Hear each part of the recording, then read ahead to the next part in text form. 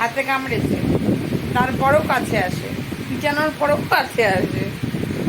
কিরকম তাহলে চিন্তা করো, মনে রাখতে পারে না বেশিক্ষণ, স্মৃতিশক্তি ভালো না। ব্রেনোলিয়া খাওয়াতে হবে ওকে। কি খাচ্ছিস? ব্রেনোলিয়া খাওয়াতে হবে ওকে। এটা খাচ্ছে।